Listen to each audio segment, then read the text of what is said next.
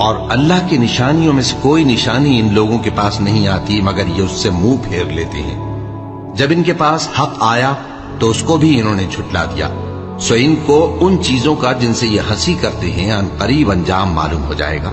کیا انہوں نے نہیں دیکھا کہ ہم نے ان سے پہلے کتنی امتوں کو ہلاک کر دیا جن کے پاؤں ملک میں ایسے جما دیے تھے کہ تمہارے پاؤں بھی ایسے نہیں جمائے، اور ان پر آسمان سے لگاتار مے برسایا اور نہریں بنا دیں جو ان کے مکانوں کے نیچے بہ رہی تھیں، پھر ان کو ان کے گناہوں کے سبب ہلاک کر دیا، اور ان کے بعد اور امتیں پیدا کر دیں۔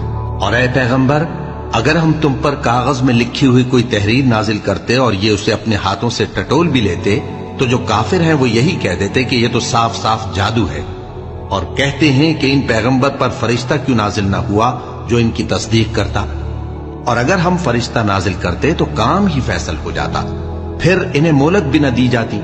نیز اگر ہم کسی فرشتے کو بھیجتے تو اسے مرد کی صورت میں ہی بھیجتے، اور جو شبہ یہ اب کرتے ہیں اسی شبے میں انہیں ڈال دیتے۔ اور تم سے پہلے بھی پیغمبروں کے ساتھ ہنسی ہوتی رہی ہے، پھر جو لوگ ان سے ہنسی کیا کرتے تھے ان کو ہنسی کرنے کی سزا نے آ گھیرا۔ کہو کہ ملک میں چلو پھرو، پھر دیکھو کہ جھٹلانے والوں کا کیا انجام ہوا۔ کہو کہ آسمان اور زمین میں جو کچھ ہے کس کا ہے؟ کہہ دو اللہ کا۔